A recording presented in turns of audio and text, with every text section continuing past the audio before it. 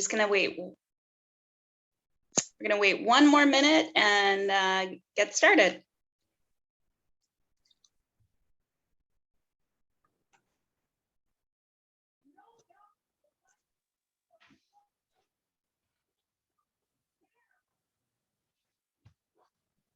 Great.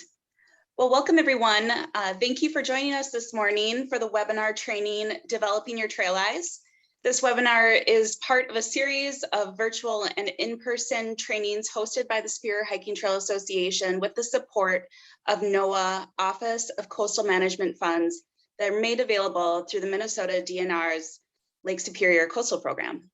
My name is Lisa Lokla. I'm the Executive Director of the Superior Hiking Trail Association. And at the Superior Hiking Trail Association, we've been enhancing, protecting, and promoting the SHT for 35 years now. We work to improve the experience and strive to connect the aspirations of those who hike the trail with those who care for the land.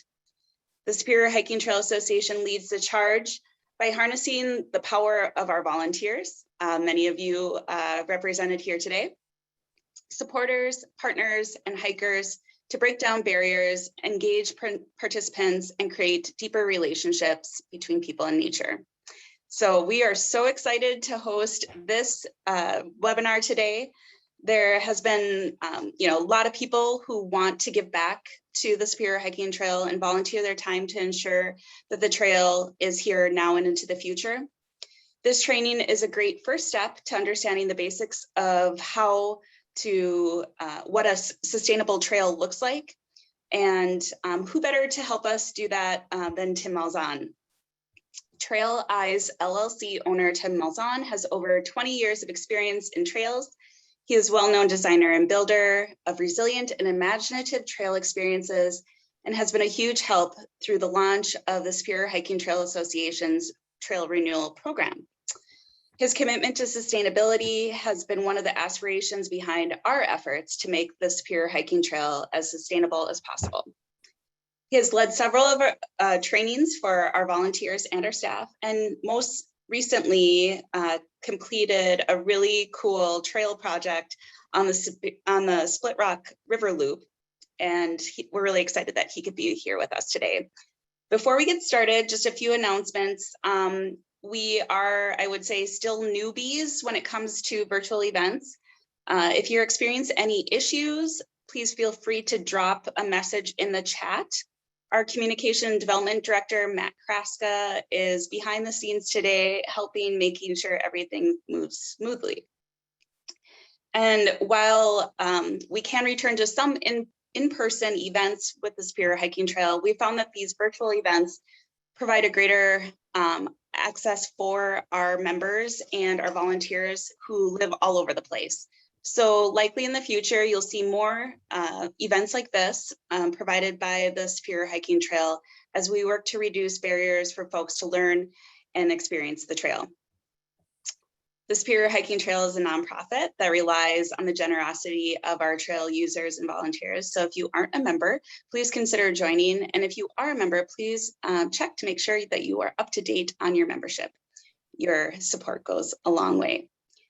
So today, the format will be the training in total is about an hour and a half. Tim will be stopping at kind of multiple junctures to check in with everyone to see if they have any questions along the way before we move forward in kind of the next module of material. So with that, I'll turn it over to Tim Malzhan.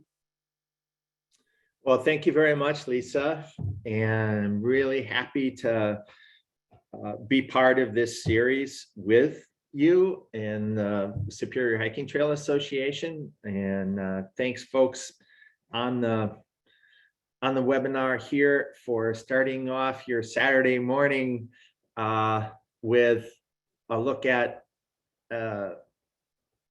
some both very practical and some more abstract ideas on developing your trail eyes. So if you've got questions or comments along the way, please do use the chat box. And as Lisa just said, we're going to stop a few times throughout the presentation to just check in with each other. And I'm definitely inviting your observations and thoughts here as we go along. So let's see here. There we go. And just to back up Lisa's earlier acknowledgement on the Lake Superior Coastal Program, big thanks, big shout out to the Minnesota Department of Resources for supporting the Superior Hiking Trail. What are our goals this morning? To grow SHTA's collective knowledge of how trails function, certainly number one, and to support your experience as a volunteer by examining the why behind national trail standards, which the association is bringing into their thought processes more and more in making decisions about prioritization of work and how to approach that work. So we'll take a look at those, where they come from, why, how they came to be, and what value they bring to the trail experience. And importantly, ideas are always fun and necessary, but they have to translate to action as well. And we hope that this series between developing your trail eyes and the people on, water off will help improve the Superior Hiking Trail and put it into action.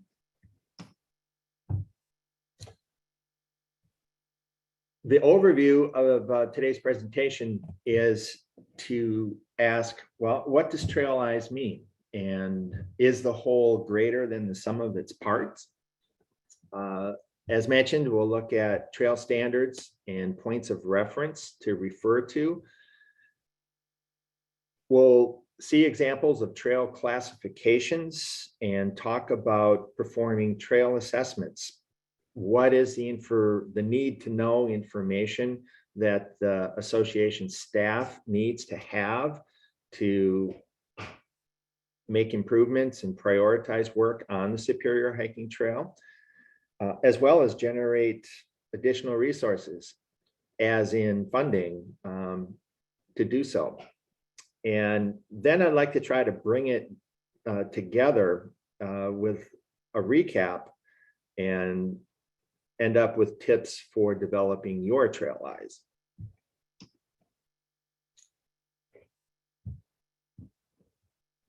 Trail eyes is not part of the everyday vocabulary. It's an expression of the trail community, and it carries different meanings and connotations.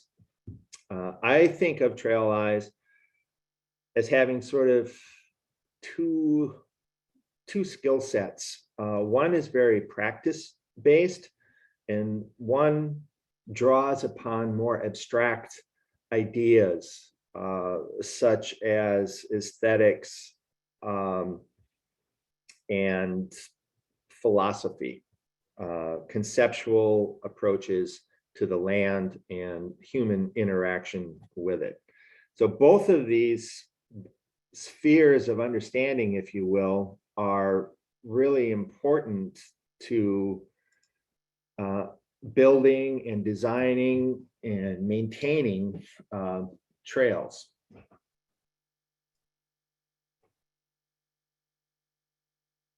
We're going to take a look at 4 versions that I'm offering for your thoughts on what trail eyes means. Knowing how a trail should look and identifying when and why a trail doesn't meet standards.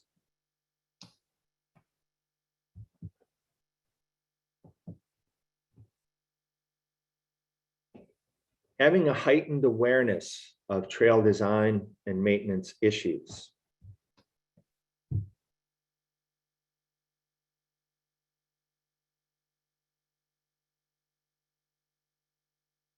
The ability to see how a trail is functioning ecologically, socially and physically, on and in relationship to the land, water, flora, and fauna.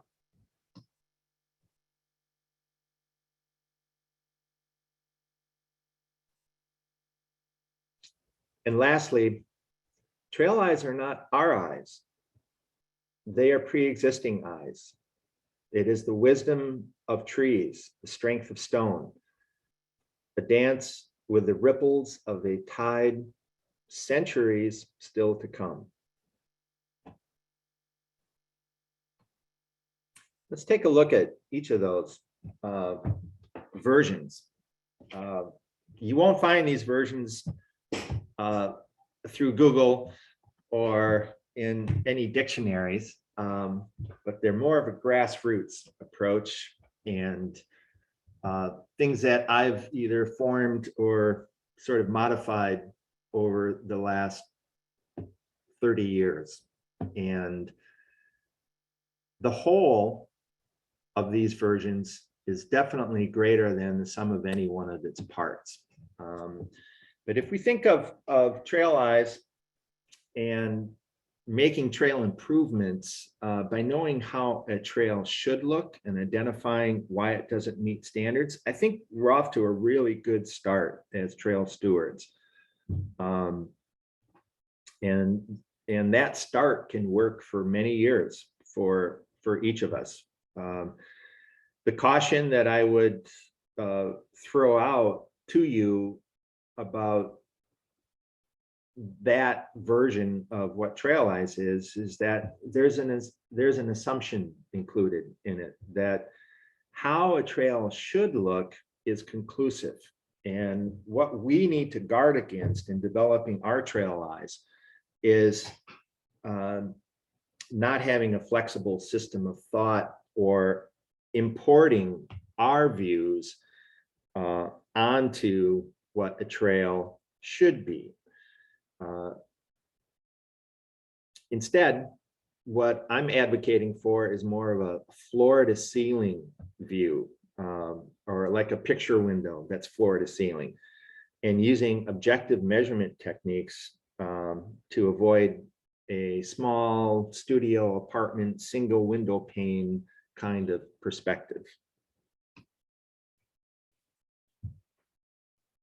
Heightened awareness of trail design and maintenance issues, also excellent. I think it's a little bit of a step up from the previous approach because it asks us to look beyond the dirt path to see and understand how the trail is functioning within the context of the area that surrounds it.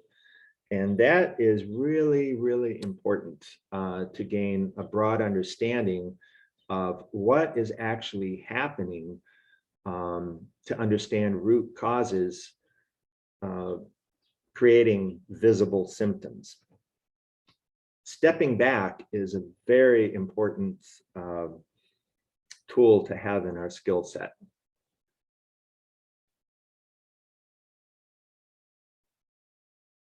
Our third definition here is a pretty comprehensive approach.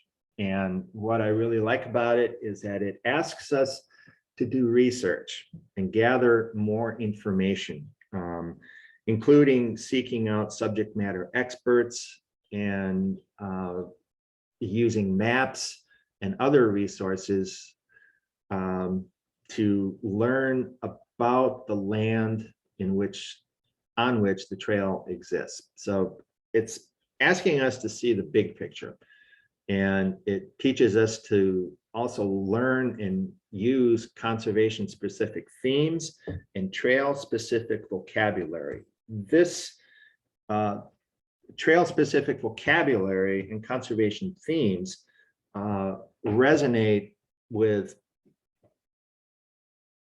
land managers and landowners, and it provides communicable tools to convey ideas. And it is the language of trails. It integrates science and art and it expands our knowledge base to provide that shareable content.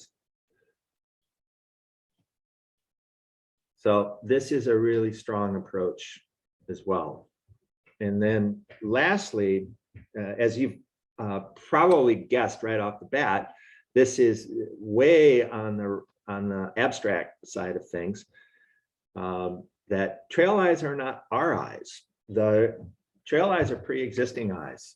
The wisdom of the trees, strength of stone, and a dance with the ripples of the tide still centuries to come. So this is very holistic, and I'd offer that what it lacks in technical detail actually speaks very directly to the core reason that recreational trails exist, which is the visitor experience and protecting natural resources. Or instead of protection, which I actually have some problems with in the trail world from a descriptive standpoint, I would say the enhancement and integration of natural resources to retain their character and to do no harm. So this approach really places a high emphasis on experiential and aesthetic values, and it pointedly reminds us that Earth time and our time, or our scale sense of time, while intertwined, function on vastly different levels. And it asks us to see the trail from the inside out and to not impose our assumptions or belief systems on the trail in a decision-making process. So it incorporates natural shapes, or it asks us to, and natural processes to be the primary ambassadors, if you will, of trail sustainability.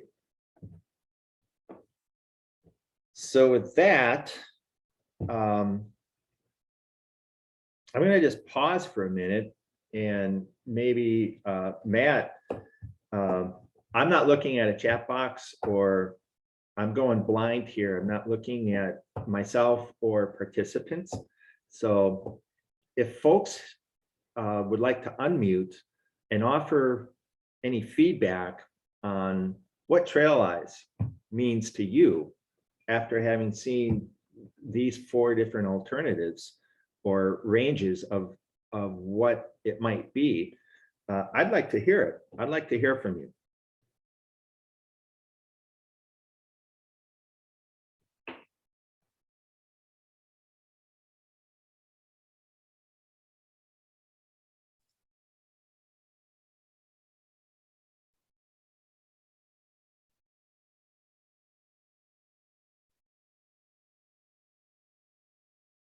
Okay, I have shifted over to the Zoom view, and looks like everyone is still muted. So I'm assuming we should move on. Yes? Okay, good deal. So let's see how Trail Eyes is balanced with standards and points of reference.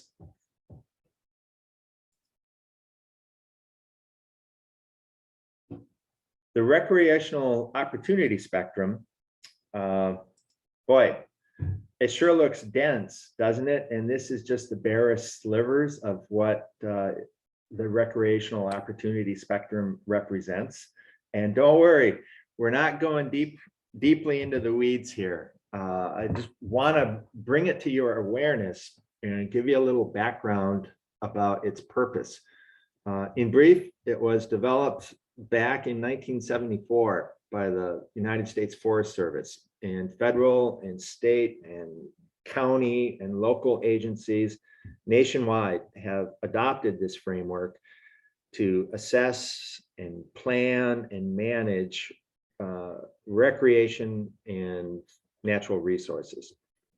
So there are 6 categories that are based on distinct settings: urban, rural, roaded, natural, semi-primitive, motorized and non-motorized, and primitive or wilderness. And the takeaway on that is each of these settings have different audiences, and therefore the trail, how it's constructed, what its materials are, what the design parameters, how wide is it, what's the surface of the trail, have different needs. Some of the other factors that go into Ross, our buddy Ross here, are what's the environment in which it's passing, the trail is passing through? How much contact is there with people? What's the risk to trail users? What kind of outdoor skills are needed? And what are the design characteristics? So here we get into a little bit of detail here. And this is very important to us when looking at the Superior Hiking Trail for improvements. What are the design standards of the Superior Hiking Trail? So first we have to ask, what setting is the particular section in? For example, Duluth, what a great trail town. Oh my gosh, you folks who live in Duluth or have nearby access to Duluth I think are really lucky. And kudos to city planners and citizens for developing a really diverse and expansive and pretty exceptional trail systems in the city, of which the Superior Hiking Trail is definitely one of them. So Duluth would fall into an urban setting.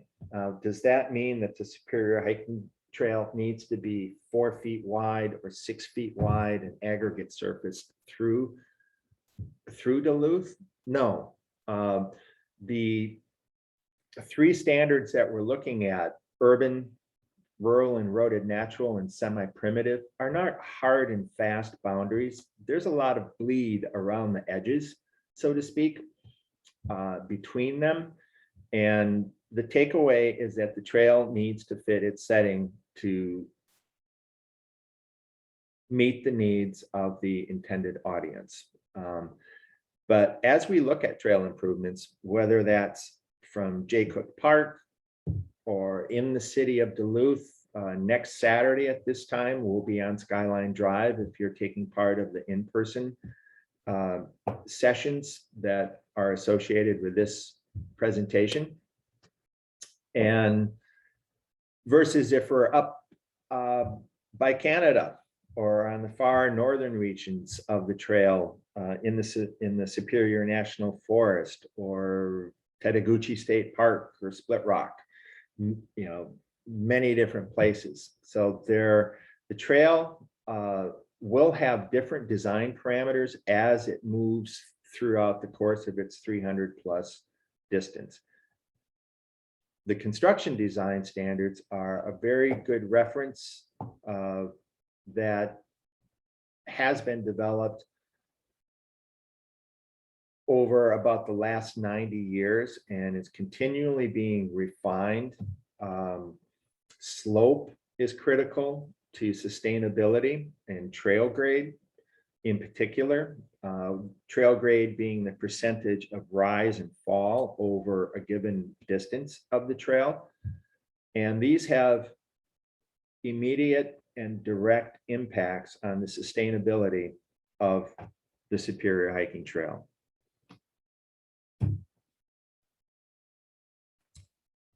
Same theme going here with structures. How wide should a bridge be, or a boardwalk, or a puncheon? And one of our challenges, of course, is anticipating future developments, which will include increasing use, this is increasing use is a trend that has been well documented through innumerable studies across the country and in Minnesota of the public wanting, demanding more recreation opportunities, and at the very top of the list of just about every study I've ever seen, walking, hiking leads the pack in terms of demand. So use is only going to increase if we're doing trail improvements today. Where our mind needs to be is, are the improvements that we are doing now, and this is saying that we are really doing thoughtful, thorough, well-constructed improvements to the trail, will they meet the needs of increased numbers of users in 5 years, 10 years, 20 years? That should be our goal. I have to digress a little bit here, and I've been thinking a lot about Tom Peterson, the father of the Superior Hiking Trail, in the last couple of months, and other folks who were founders of different trail systems, whether that's like Benton Mackay from the Appalachian Trail legacy, to Gifford Clark from the Pacific Crest Trail, or a guy named Adam Cahow from the Ice Age National Scenic Trail, who I was able to work with. People who articulated a vision that gave momentum to movements. And Tom Peterson, I doubt Tom or the folks involved in the establishment of the Superior Hiking Trail could have ever envisioned in 1985 what the use of the Superior Hiking Trail would be in 2021. It's almost unimaginable. So at that point in time, the builders, the designers would have thought, wow, the standard that we need to have is minimal to have a sustainable trail, because use is not high. And today, it's far different. We need to build bigger and more durable into our way of thinking about how we approach trail design and trail construction and trail stewardship, because the pressures are so much greater from use and from adjacent land uses, and of course, a changing climate. So that's where these categories have flexibility and bleed at the edges towards each other, and the purpose of why we're spending a little time with trail standards to understand why the association is making some of the choices that it is today. This builds on support structures. Screenshot from the North Country Trail Association handbook, I believe it is, and it talks about spacing. Certainly one of the most important things that people are asking for is access to the trail and the support structures that are associated with it. So I would anticipate seeing more emphasis placed on this area too, moving forward. The Superior Hiking Trail is a model, really, from the standpoint of overnight use in many, many ways. I believe there are 94 campsites along the trail, and that's remarkable, you know, over the course of a little over 300 miles. So the association has been doing, I think, a really great job for many years from the standpoint of trail support structures. Okay, that's all been a mouthful. If you still have coffee in your cup, do you want to keep going? I'm going to have a look at you here. How are we doing? Yes? Okay, super. Thank you for that feedback. Going dark here again, talking about trail classification. Classifications are general categories that reflect the prescribed or desired scale of development for a trail, and what that any particular trail's design and management standards should be.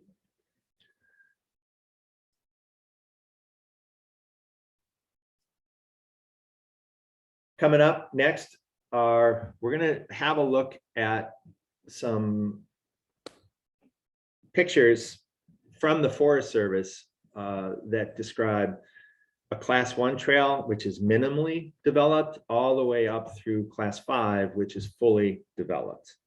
And what I'll ask you to do while seeing these photos is to think about the Superior Hiking Trail and where, if you recognize from your experience of being on the Superior Hiking Trail, if you recognize examples that are similar to what your experiences are, and then to think about where those experiences that you've had that correlate with these different classes of trails were. Class 1 on the left, intermittent, and backing up just a second, almost all of these images are from the Western United States. So we have to try to transpose a little bit mentally in our heads here as we're looking at them. But I think that top left picture is pretty representative of an intermittent, indistinct tread in particular. And on the left-hand side of your screen, the bottom two pictures, they seem pretty familiar to me as well. But that's a class 1 trail characterized by intermittent, indistinct tread, with obstacles being very common, often substantial, and minimal amount of infrastructure to the trail. The next level up is, from a development standpoint, is a class 2. With a class 2 trail, the tread, okay, what is tread before we go any farther? Tread is the actual surface of the trail that we are walking on. The actual surface of the trail that we're walking on is tread. We'll return to that a little bit later here this morning. So class 2 trail, tread's continuous. It's discernible. Doesn't mean that it's jumping out and saying, hey, here I am. But when you look, and you maybe have to fine tune your vision a bit, you'll probably see it. Obstacles, again, are going to probably be common. There's going to be some challenges, but there is more active trail management, including trail maintenance, trail stewardship, volunteer and paid work activity that will be happening on a class 2 trail. Class 3, we're smack dab in the middle here. And both sides of your screen are showing class 3 trail. once again, the relationship with Classic 2, the edges are not hard and fast, is that tread is continuous. The tread is obvious. Obstacles, again, are going to exist. They may be common, but you probably see more or a better, just more discernible trail corridor, meaning that vegetation cleared to the sides of the tread will likely have been cleared to a greater and more regular, on a more regular extent. There will be constructed features, such as what we're seeing here: stone steps, boardwalk, and even the tread itself is likely to be, more of the tread will be constructed versus simply walked in. And signage will be more diverse and more present throughout the length of the trail. That's class 3. Class 4 gets into a more development and more constructed features. Now, the tread will be wider, it'll be smooth with few irregularities, and there will be more built features. There will be infrequent, at most, obstacles, and there will be a much higher degree of active trail management. Same description applies with class 5, only probably times 2. Here, the trail is getting a great deal of attention. The constructed features are going to be far more substantial, more complex, and that will include firm, stable, uniform tread surfaces. So I'm just going to back step here a little bit. We just saw basic examples of class 4 and 5. This is pretty representative of a class 3 system. And here we have class 1 and 2. So I'm going to check in with you on a visual basis, see what's happening. The Superior Hiking Trail from Jay Cook all the way to Canada, do you think it's fair to say that it includes examples throughout its length that are similar to each of these classes of trail? I tend to think so. And I also tend to think that that is probably a good thing. Certainly, fitting the setting is very important. But going back to some of my comments earlier, introducing class 4 and even class 5 techniques and materials and durability into areas of class 3 settings should be anticipated moving forward with trail development on the Superior Hiking Trail. So with that, let's take a break for about 5 minutes. It's 8:45, and we'll come back. What do you say? What's good for you? 5 minutes? 10 to 9? 10 to 9 it is. Sounds good, Tim.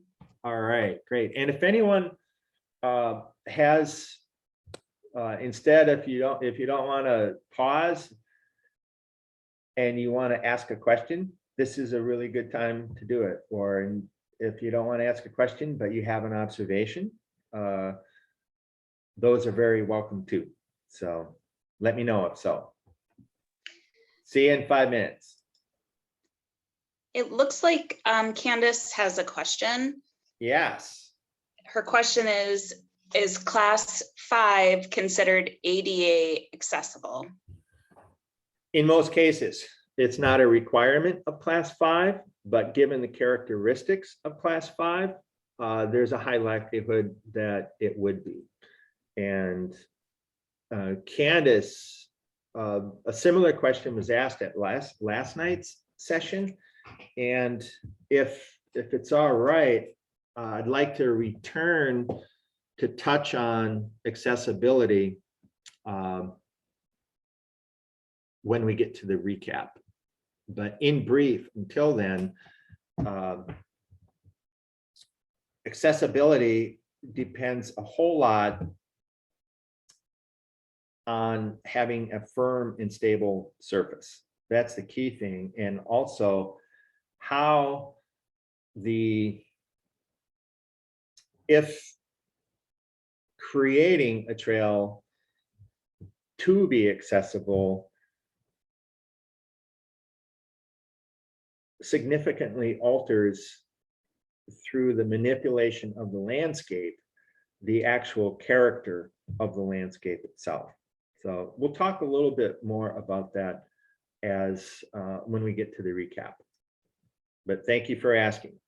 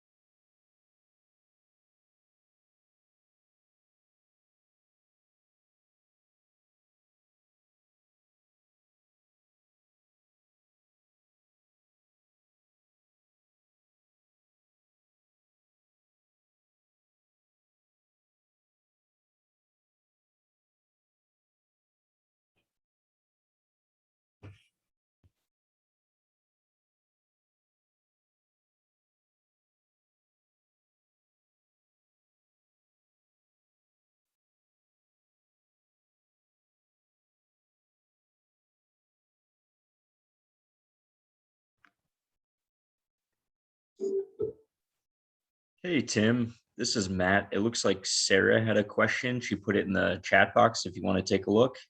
Yeah, I'm just seeing it now. Excellent question too. Hi, good morning. You can answer it when people come back. I just wanted to get my thoughts out there for you. And I think you were starting to answer it with the ADA question as well with Candace. Great. It's a pretty comprehensive question, Sarah. So Sorry about that. I know it's early. no, that's very welcome to see. So we'll talk about it, Okay. and feel free to remind me too when we get to our kind of recap area. Does that Okay. sound good? Yeah, that sounds great. Thanks.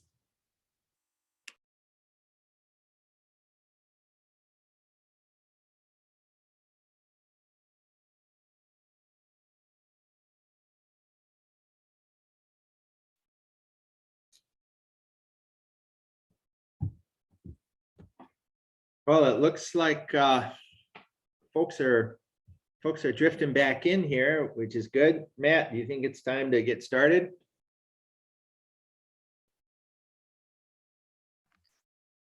Yeah, let's go ahead and do that, Tim. Okay.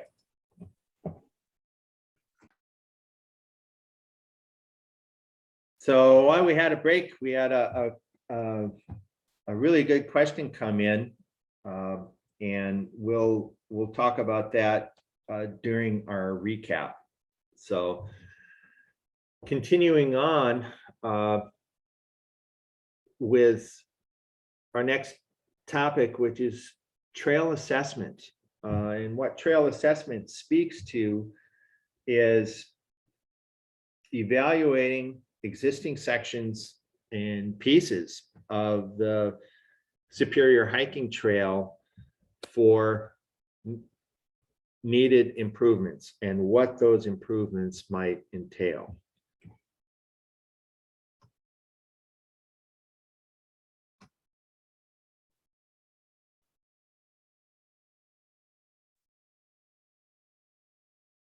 There we go. We got advance.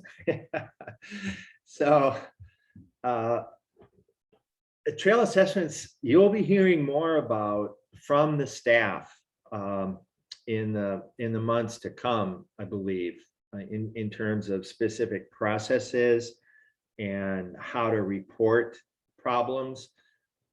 As you know already, the association's really on top of trail conditions and provides very timely and available through their website and social media and other sources information to the broader world about sections of trail where problems are occurring or something is happening that as trail users and hikers we really need to know. Like, for example, I saw one yesterday that's timely about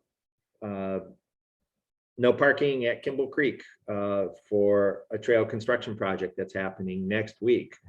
And trail assessments will help staff know what's happening in better detail on specific sections of trail where problems are being reported, and therefore be better equipped to prioritize the never-ending workload of trail improvement and trail management, as well as to seek funding to address problems that are occurring on the trail. And what all of that requires is, a pretty well developed system and a reporting system, and using common language and specific terms and specific measurement techniques as well.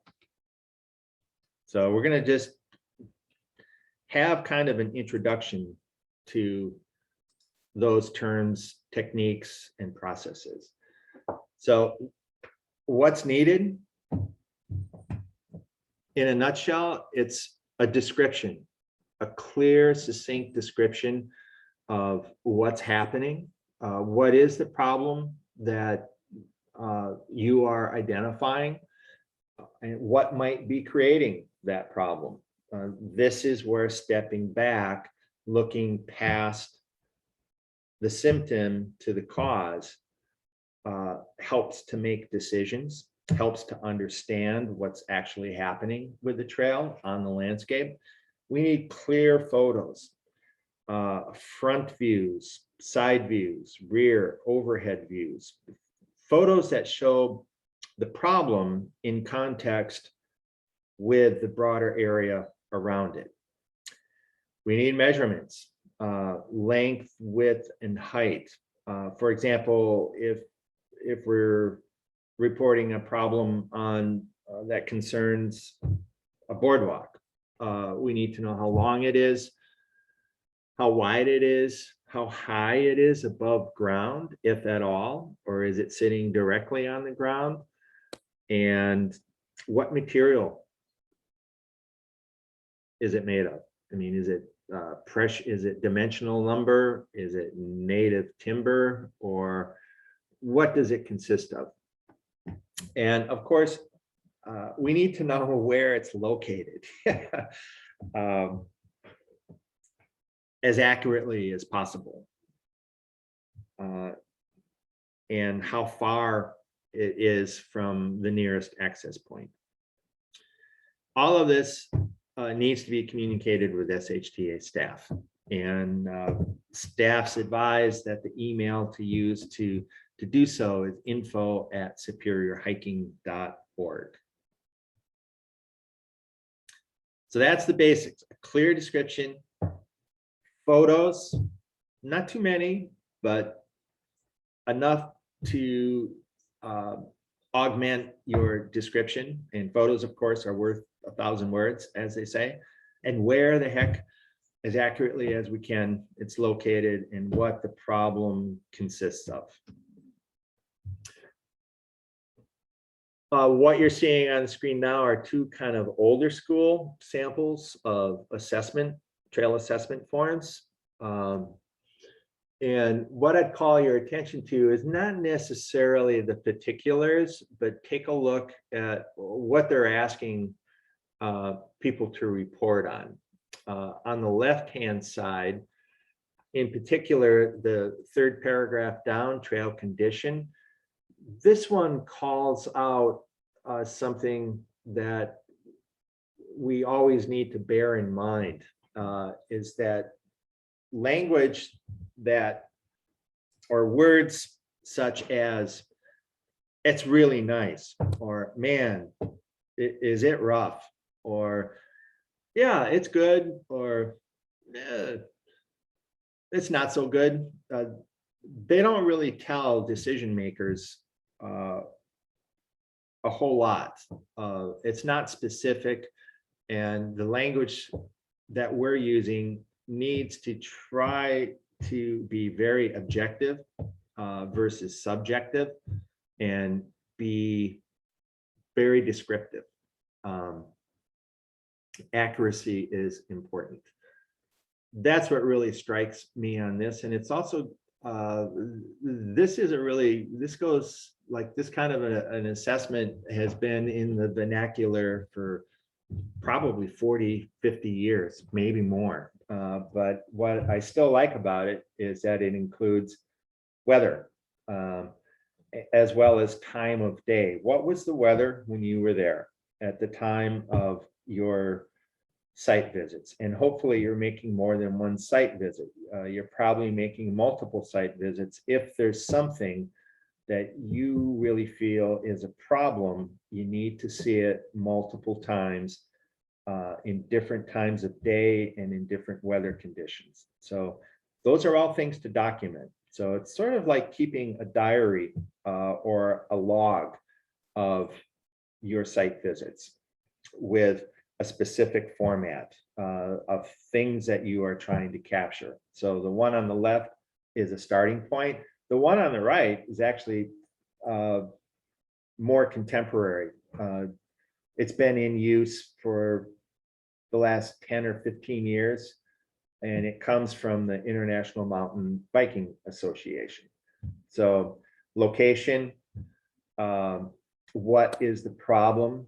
This is asking for a suggested repair, your thoughts on what to do. And not many of us can actually draw very well.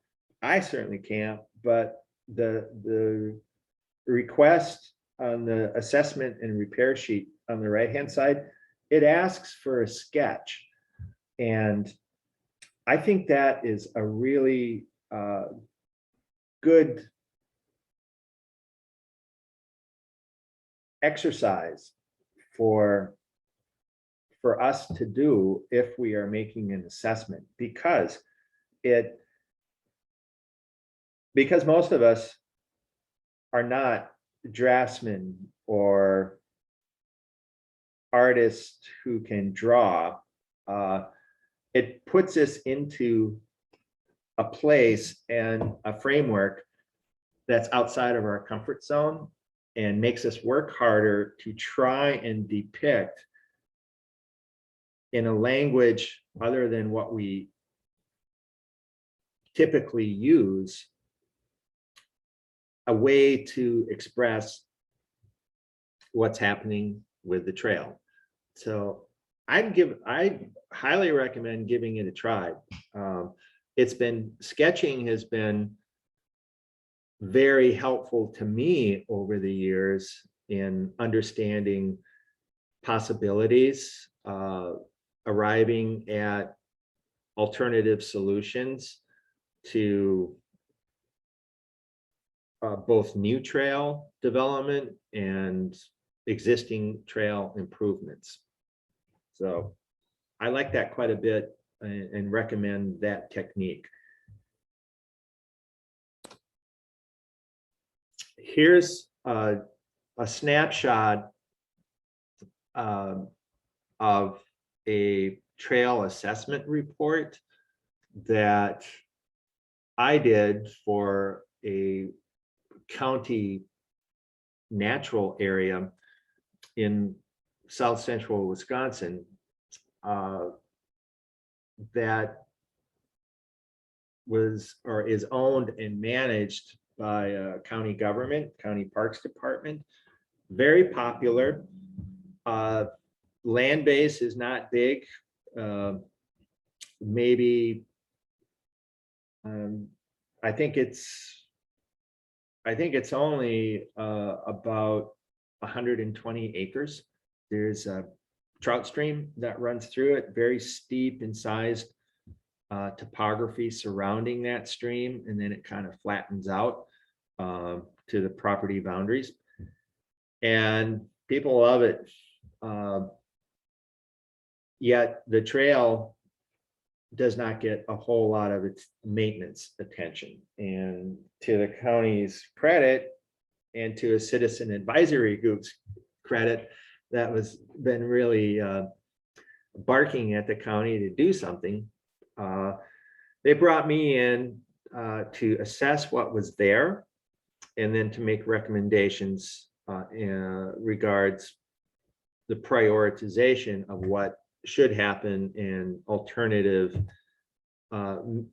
options per recommendation. So this was just a sliver of that report, and I'm bringing it to your attention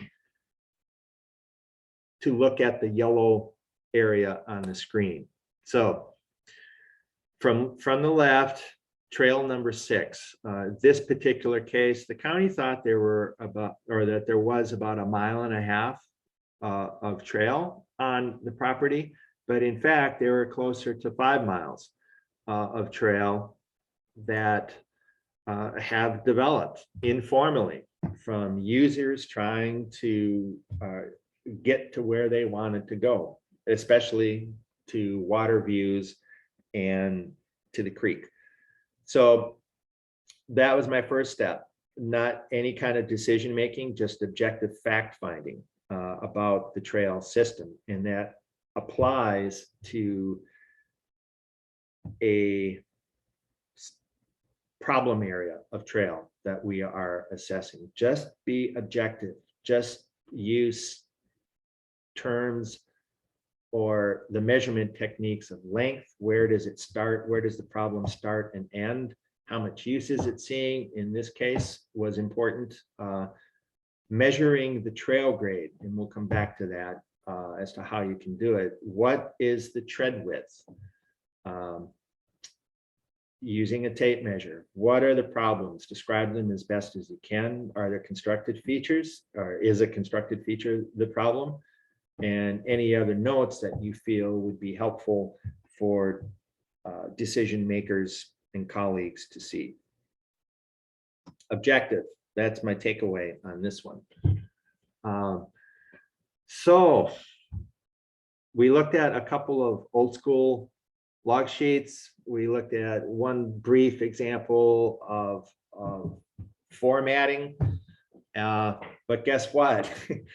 There is a really slick way to go about all of these things with using Avenza Maps. It's a mobile app. You need a smartphone. There's a free version of Avenza that is very functional and very intuitive to use. And the really cool part of it is the Superior Hiking Trail Association has solved the biggest problem in using Avenza because their current versions of trail maps are all geo-referenced, which is a requirement to use any mobile apps. So as you probably know, maps are available through the association's website. There is a cost, but if you buy the Trail Atlas for $24.99 through the Avenza Map Store, you have it for life. And that includes free constant updates for as long as Avenza is in business. And each of that gives you access to the full Superior Hiking Trail with your smartphone and Avenza to identify with a waypoint where a problem is, to take a picture of that problem and have it be linked exactly to the waypoint location, and then to have on your phone ways to enter the description of the problem and measurements. In 2018, the association, as part of the trail renewal program, conducted full trail assessments of about 40 miles of the trail. And I was one of multiple trail contractors hired to perform a trail assessment. And the section that I assessed was the Split Rock River Loop. And I used Avenza and a geo-reference map to do that assessment. It was efficient and very helpful. So I would highly recommend it. And just how the association is going to sort of tie that method of capture into a reporting process, I think is still to be determined. But I wanted to bring it into your awareness that the contemporary method of trail assessment is going to include GIS, GPS, and Avenza. This system is kind of ready-made for the Superior Hiking Trail.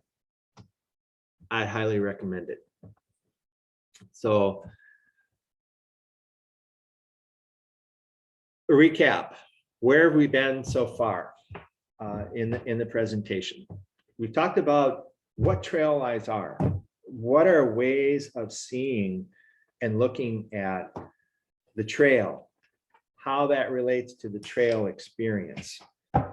And we've looked at national trail standards that guide us, that provide reference points to be objective and objectivity tends to promote sustainability.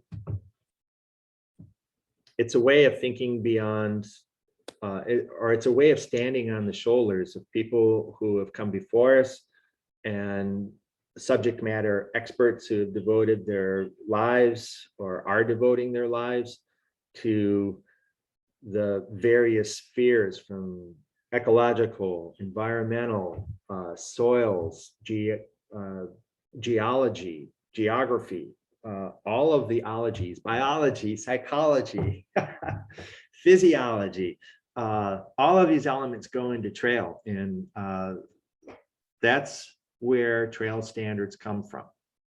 So we've talked a little bit about the core needs and value of doing trail assessment, and how doing trail assessments ripple up into the actions of an organization and how you can participate in that. Now, circling back to develop, how do we develop our trail lives? Well, I think there've been some clues included so far, but I wanted to also revisit it here and try to bring it together, and then turn it over to you for questions. So elements that are used in combination with each other will relate the trail to the site. And this is very, very powerful. Just a few examples: anchors, vertical and horizontal features that attract and hold our attention. Anchors make us want to go towards them. So an example of anchors would be a big tree, or notable stone, or like the background here on the slides that we've been seeing this morning. Look at that absolutely awesome geologic feature. Anchors hold our attention and pull us towards them. Edges. Can you see my palm? I'm guessing so. If the trail is running through the center, let's say, of a plane,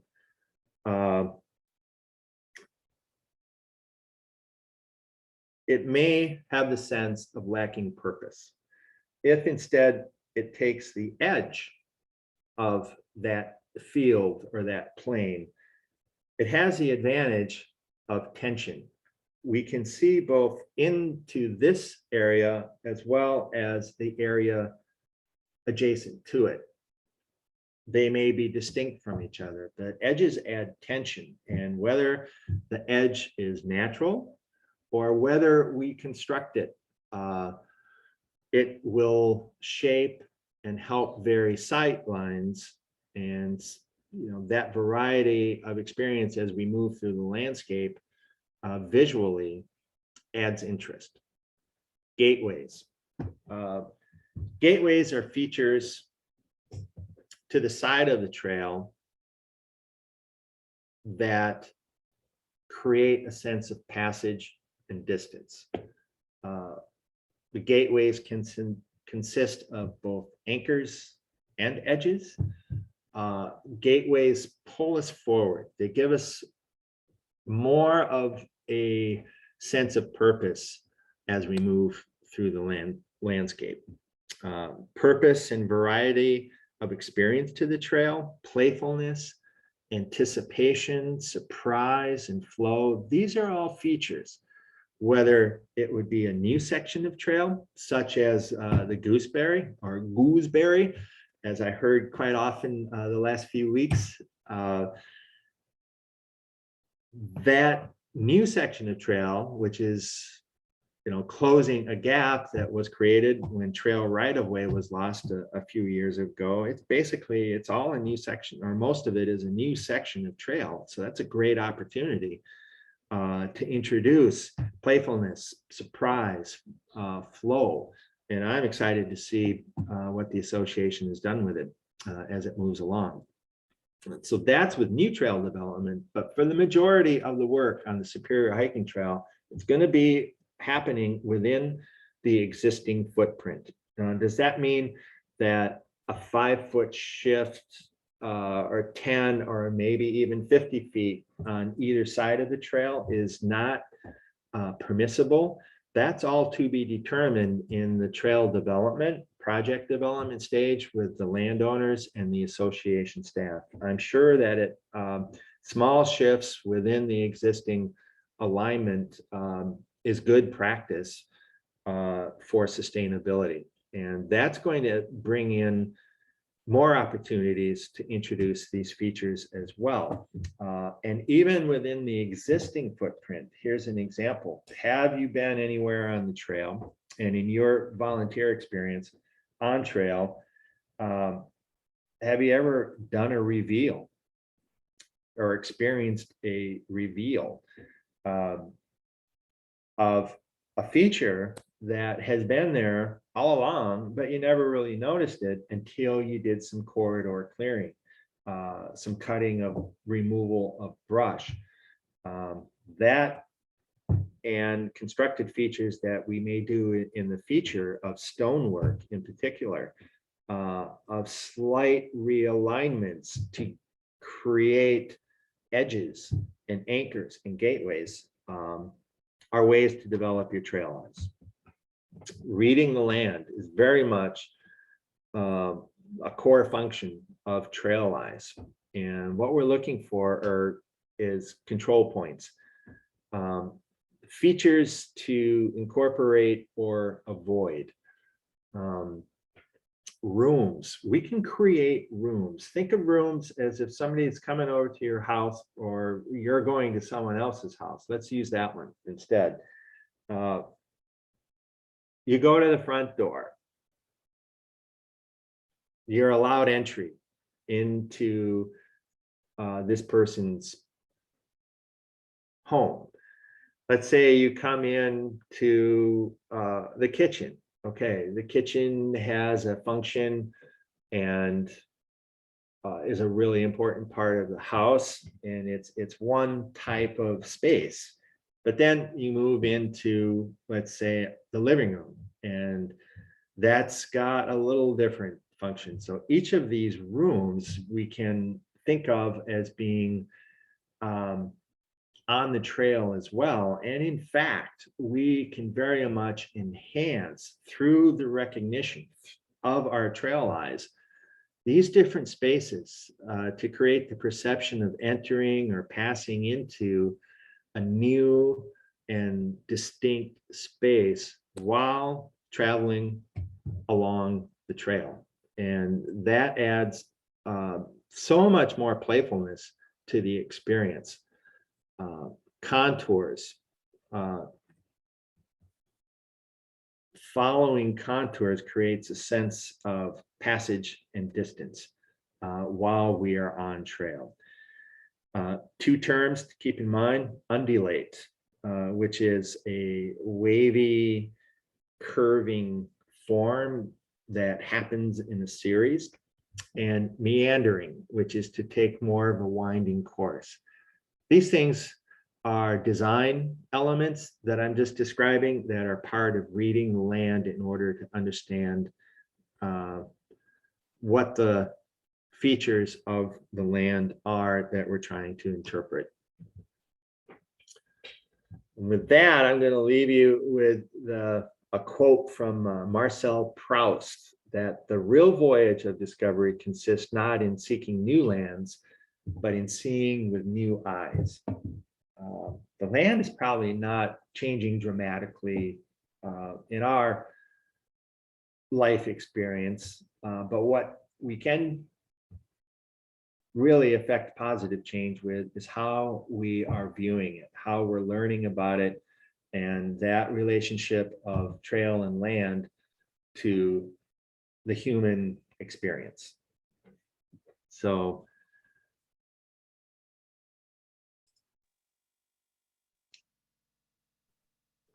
super. I just see in the chat box from the association, a web link to the association's trail incident report, which will have some of the features of a trail assessment report. So take a look at that as well. And with that, I'm going to ask you to unmute and let me Would know. love if, oh, Tim, I would love if people would turn on their videos if they're willing or able. That's also kind of helpful at this moment in time. Don't be shy. Don't be shy. It's Saturday morning. Might have not snuck in a shower yet today, but Great. Well, nice to Tim- see you, folks. And we did have a question that Sarah asked earlier, or a topic. Let's put it that way.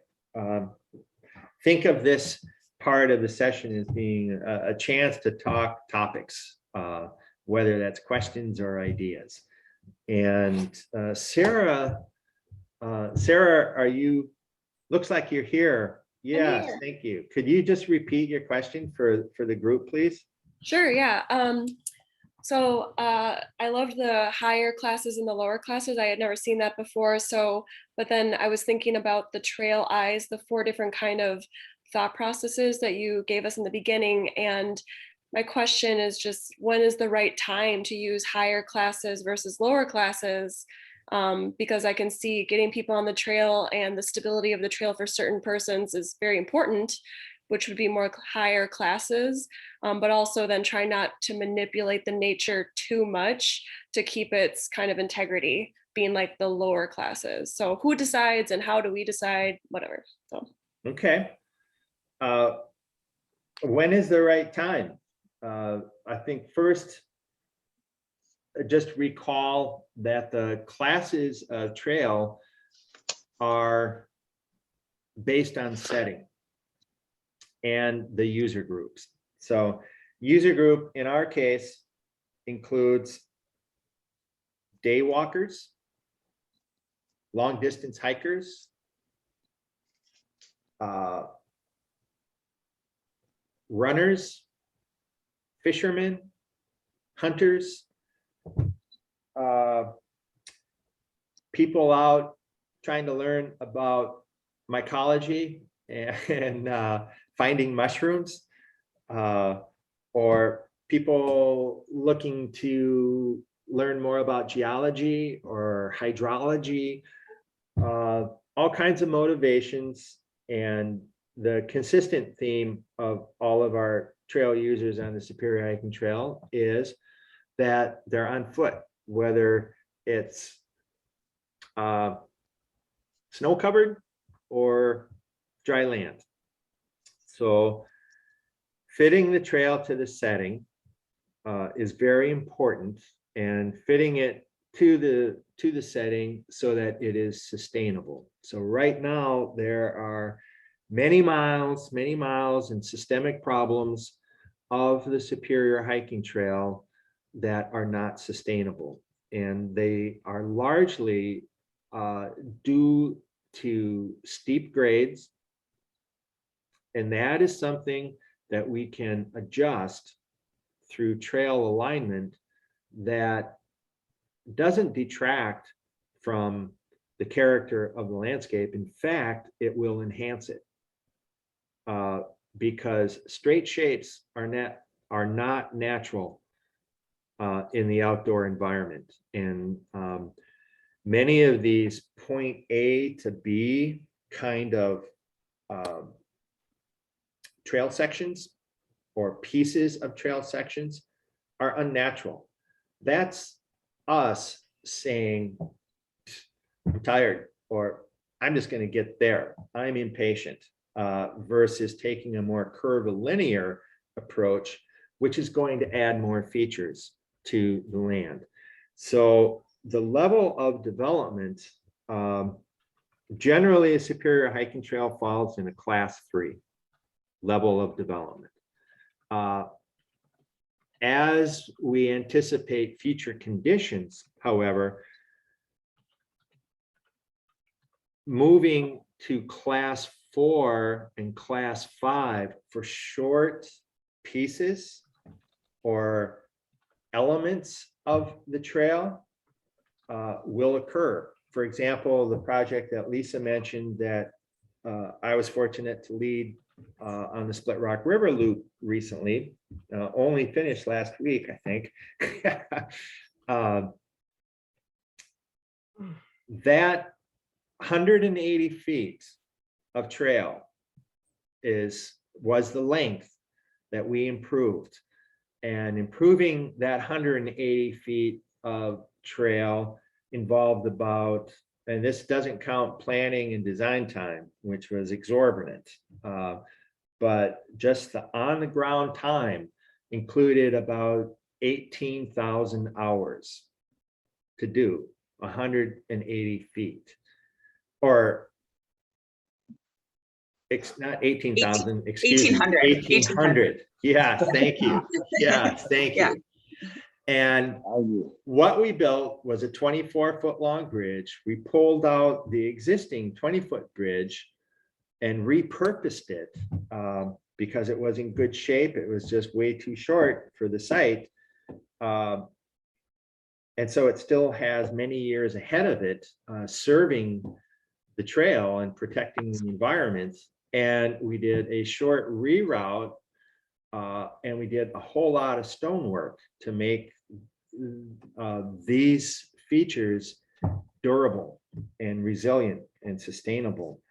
All of that combined occurred in a Class 3 trail setting, but those elements were definitely Class 4 construction, if not verging into Class 5, particularly on the bridge end of things, because of the materials used and level of construction. Who decides that? Oh, go ahead. Sorry. Oh, Tim, I was just going to interject.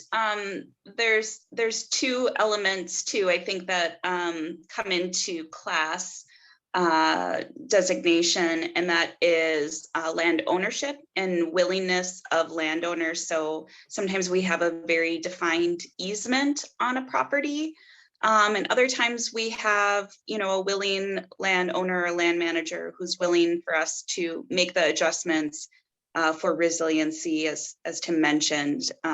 So those are some things for us to take into account as the association. And the other piece is visitor use management. And so Tim was talking about a particularly popular area along the trail that has easy road access and has become a popular day hiking loop. So classification, and Tim, you can jump in anytime, I think is really driven by use and also can be driven by access as well. Very good. Thanks for adding those things, Lisa. And I think, Sarah, that Lisa just gave you the framework to the answer or to your question of who's the decision maker. So the decisions are collaborative. It's not only the Superior Hiking Trail Association. It ultimately is the decision of the landowner and what are the legal rights of the Superior Hiking Trail to be on a location. Back to Split Rock, that's an interesting management use because it includes state park, which is managed by the DNR for one bucket of purposes, and then it includes Minnesota state forest lands and school trust lands, which are managed and have different parameters entirely than state parks. The Superior Hiking Trail doesn't know that difference. The Superior Hiking Trail is linear, and it goes through all kinds of these different management designations that affect what can happen along the way, and therefore some of the or that will affect kind of what level of development will occur throughout that length, that linear path. That is, that's perfect. That's really comprehensive, and you answered basically everything I was thinking of in my head. So, I guess my assumption was that it was going to be very collaborative with lots of different people, but I didn't understand maybe how many people get involved. That's insightful, Sarah. And here's using the gooseberry example. That project and work is progressing pretty nicely on it right now as we speak. That was probably what, Lisa? A 6-year process? 6 years. Yeah. 6 years, and yeah, the price tag is still not fully tallied yet, but right. Yeah, pretty high. And that's for a little less than 5 miles of new trail, a new reroute. Yeah. Yep. So we are at time, Tim. Any just kind of last burning questions that folks want to ask Tim while we have everyone together here today?